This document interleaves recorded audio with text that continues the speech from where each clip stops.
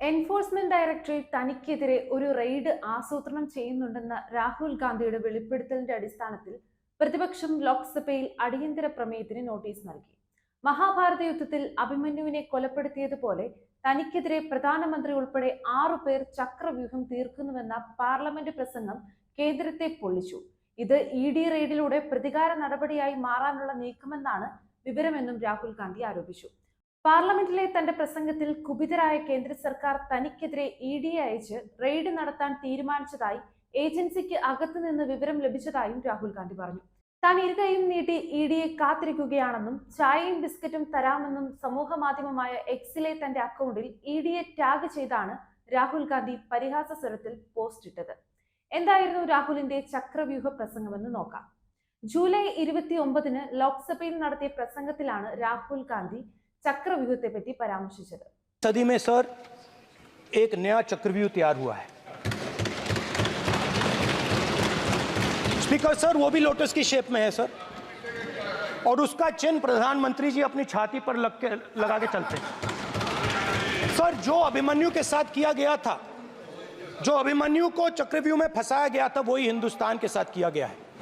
हिंदुस्तान के युवाओं के साथ, हिंदुस्तान के किसानों के साथ, हमारी माताओं बहनों के साथ, स्मॉल बिजनेसेस के साथ, मीडियम साइज बिजनेस के साथ।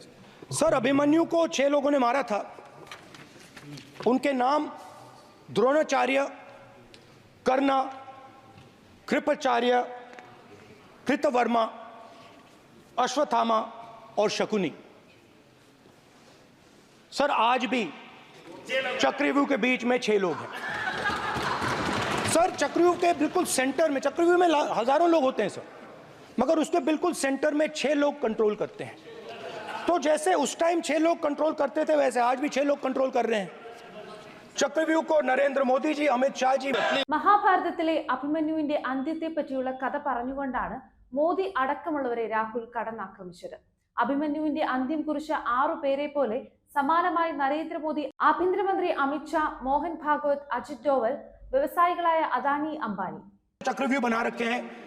मैं इनको समझने की कोशिश करता हूं अपने छोटे से तरीके से। कुछ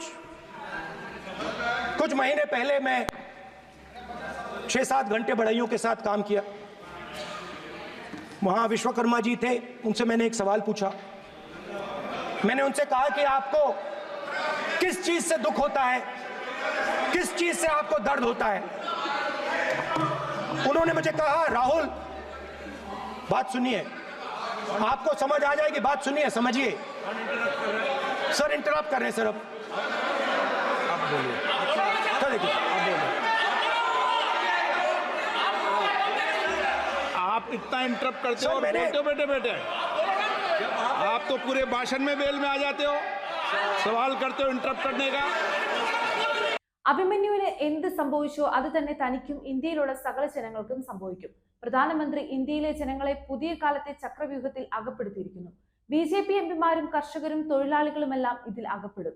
ഈ ചക്രവ്യൂഹം പക്ഷേ ജനങ്ങളെ തകർക്കും. കേന്ദ്ര സർക്കാരിന്റെ പ്രവർത്തനങ്ങളെല്ലാം 2 വ്യവസായികളെ സഹായിക്കാനാണെന്നും രാഹുൽ ആരോപിച്ചിരുന്നു. ചക്രവ്യൂഹ പ്രസംഗത്തിന്റെ പശ്ചാത്തലത്തിൽ ഇ.ഡി. റെയ്ഡിന് പദ്ധതി ഇടുന്നതായി ചില ഉദ്യോഗസ്ഥർ തന്നോട് പറഞ്ഞെന്നാണ് രാഹുൽ ഗാന്ധിയുടെ പുതിയ വെളിപ്പെടുത്തൽ.